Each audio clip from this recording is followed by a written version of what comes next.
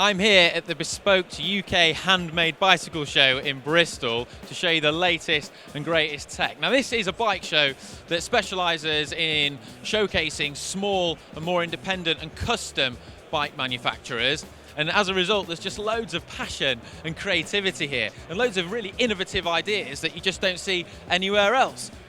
So let's get stuck in.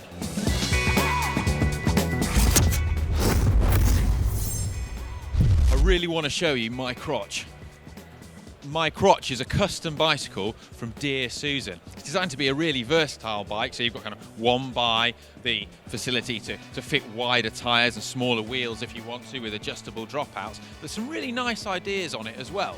So up front we've got a custom head tube I've not seen before. This is an inch by 1 1/8 inch, and the idea here is that you can have a quill stem and still have a disc brake bike, which is a neat idea. And up front we've got, well, my crotch is flared towards the end here with these flared handlebars at the front end there. A bit more stability when you're riding on the loose stuff.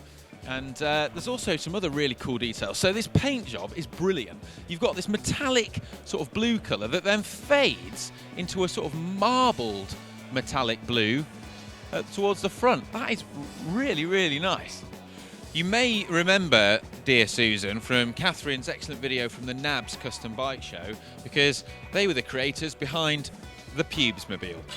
Now they've brought you my crotch. And also, if you're wondering about these amazing sort of gold embossed bottles, well, the builders actually found those in a charity shop for 50p each.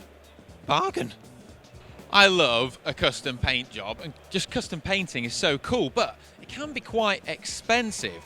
However, Spray Bike are trying to break that trend by offering sort of spray paints that you can buy, so you can custom paint your bike yourself. And they've got their new anodized metal paints, so there's gold ones and copper ones and aluminium ones as well, and they're really nice. And you can spray them on normally, or you can hydro dip it, like what's happened to this bike.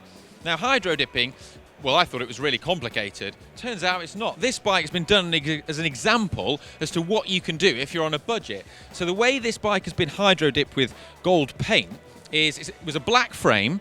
They've got a paddling pool for about 20 quid from a toy shop, filled it full of water, put a layer of the paint on top of the water, and then just dipped it in, and the result is really cool. I mean, look at this. That's a really interesting finish. And if you had sort of an old commuter bike or a hack bike that you wanted to make look cool and jazz it up, I think that's absolutely brilliant.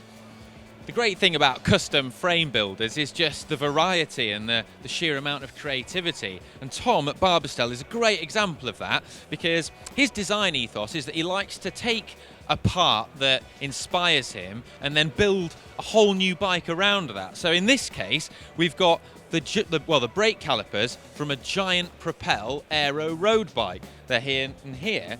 And then what he's done is sort of build the rest of this bike to fit that, and he's done it out of Columbus tubing, and the result, well, speaks for itself. It's a really beautiful looking custom bike, nice finish, and a gold chain as well. But there's some other really neat little creative features too. So the bike actually has a wireless Magura dropper post built into it. Yep, a road bike with a dropper post.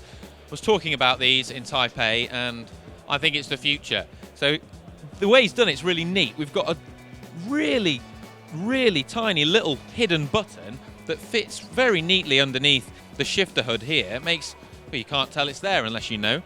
Very neat indeed. And then the communicator unit is hidden inside the stem. Brilliant.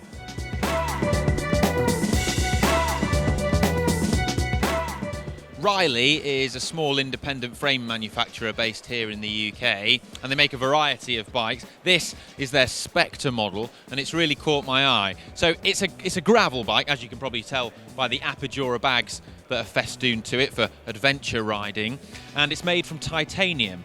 But what I really like about it is the finish. So check this out. So it's a titanium bike, and it has this amazing anodized finish. I've not seen anything like this before. It's been anodized in stages, in layers, with different colors. So first it's been sort of polished to a mirror finish out of the titanium, and then they've put this gold coat on it. That's then been masked off, and the logos have been painstakingly masked off as well. And then the blue finishes have been applied, and then this sort of darker bronzy red finish has been applied on top of that. And the end result, well, it's stunning. Very time consuming, but stunning. And the key advantage over this kind of finish, I've been told, is that compared to if you were trying to achieve something similar out of paint, anodizing adds very little weight. If you wanted to paint a finish like this on the bike, you could conceivably add 200 grams to the frame weight, but you get nowhere near that with anodizing. They've also got a really cool carbon bike up here that I have to show you.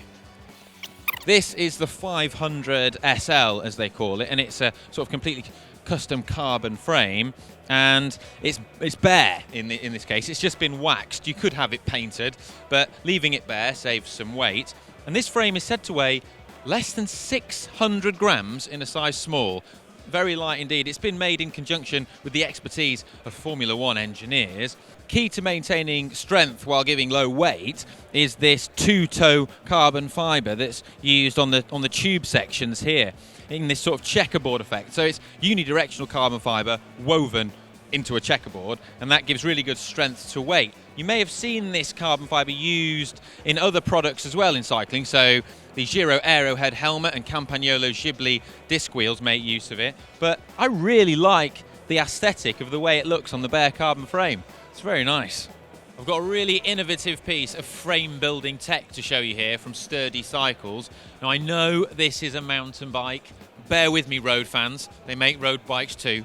So this is a titanium frame. Now, what's special about it is that it features 3D printed titanium lugs and other components at various parts. That's really quite cool. Now, 3D printed titanium has been around a while, but it's almost exclusively used in the automotive and aeronautical industries. It's not really made its way into the bike market much yet, but we see a good example here. And the reason why it's not really made its way is because it's, well, quite expensive. But doing it offers a lot of advantages to frame builders. So in the case of this particular rather splendid bike, it means that we can have custom geometry by using sort of stock titanium tubes and then altering the lugs and customizing those to orientate the tubes, which is pretty cool. But it also means that frame builders are not constrained by the limitations of round tubes. So custom frame builders using metals are typically limited compared to those using carbon fibre, because carbon fibre allows very elaborate structures and cross sections and shapes, whereas normally you can only have cylinders. But by using 3D printed sections, you can have sort of quite much more complicated shapes. So we see this sort of square section that tapers into a round tube here. And also in the bottom bracket area, you'll notice that we have a recess. And this is to allow for the chainring to fit and still maintain a narrow Q factor. Without this, you'd need to have a dropped stay and something a bit more wacky going on there, but that's really cool. And this isn't a point of weakness. Because it's 3D printed, it means that inside this component is a built-up lattice network to add plenty of strength in this particular area. So you can have this really complicated shape, and it's not weaker. Really nice. And also means it's much easier to add on bits like flat-mounted brake calipers as well. Really cool tech, this. It'd be amazing to see a complete bike one day made out of 3D printed titanium. The mind boggles what could be achieved. One final thing I need to mention is the finish. So on this particular example, the lugs have been left in this raw state just to make a feature of them and show them off that they've been 3D printed. But it is possible to polish them up so that they blend seamlessly into the tubes as well. We're increasingly seeing bikes offer greater levels of versatility, and this is a really cool example. It's called the Carrier, and it's by a small independent brand called Clandestine, like the name too. It sounds kind of sneaky and devious, and it's built around 650B wheels, so you get greater tyre clearance, but it's got a number of other really original features that I've not seen before. So there's really sturdy rack mounts built on here, and it comes with the rack, so there's no danger of, when you park it up against a cafe, when you use mud guards, this will sound familiar, they move slightly and then they're rubbing for like the next 5 miles down the road. These things are really solid and built onto really stable, dedicated mounts. The racks too, and then into the racks are built lights as well, and these are connected to a dynamo in the front hub. Up front, we've got this cool biplane fork design here, this sort of double plate. That's inspired from early French frame design back in the day, and it means that you can have much greater tyre clearance. So we have clearance for up to 60mm tyres or 55mm tyres if you're on a 650B wheel, and it helps keep the cost of the fork lower as well, which means the overall price of the bike can be more cost effective and lower too. And there's two frames here, so the one behind is the same frame as we've got here. It's a clandestine carrier, but it shows the versatility of the frame because that one's set up in a much more racy way with drop handlebars compared to the sort of shopping bike handlebars we've got here. So with that one, you could potentially put narrower, slick tyres on it and use it on a club run if you wanted to, or put the big knobbly tyres on and go trekking off into the wilderness. I like that. My eyes have just been drawn to this beauty. It's called the Speciale, and it's from a custom frame builders called Prova, who are based in Melbourne, Australia. It's got a number of stunning features I'm going to tell you about, but the first thing I want to point out are these lugs here and the junction here, because we've just seen 3D printed titanium. This is 3D printed stainless steel, so it has the same advantages of what we just talked about, but in stainless steel. It's really interesting to see that 3D printing is being embraced by the sort of custom frame building community. Interesting indeed. Now, we've got also a carbon fibre seat tube here that's then sort of interlinked within that, and there's a number of advantages to that with regards to sort of strength and comfort and such alike, but irrespective of those, it looks absolutely fantastic. This sort of combination of mirrored silver polished finish, carbon fibre, and this beautiful metallic blue paintwork. Also, the paint job, there's something really cool about it. So there's no step here. Applying this kind of paint finish to a mirrored polished surface is really quite difficult. And this is seamless. There's no kind of step off the paint there at all. It really is beautiful. We're just in full-on dream bike territory here. You've got Zip 303 NSWs, SRAM Red access, a full Zip finishing kit with the bars, stem, Envy fork, Chris King headset, carbon Cella Italia saddle. Whew, it's so nice. Steel is real, but a lot of people worry that steel bikes are heavier than carbon bikes. This one isn't. 5.92 kilograms for this. Unbelievable. I can't believe how light it is. So it's from a Swiss brand called Stoltz, which means proud in English, if you translate it from German.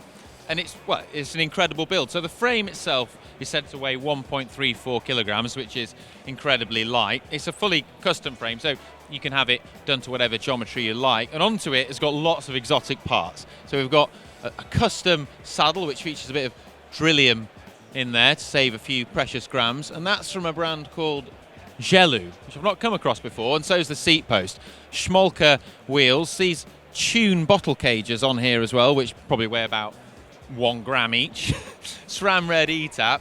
EE Cycleworks brakes as well, they're very light. Look, Keo Blade carbons with titanium axles, the really posh ones, the lightest ones they do. And then some other cool touches as well. So we've got the bar tape just wrapped on the hoods here and not on the drops to save some precious grams. And just overall, we've got tune skewers as well by the looks of things, and tune hubs. Naturally, it's finished in this resplendent polka dots paint job, which is befitting of a bike that should perform pretty well on the climbs.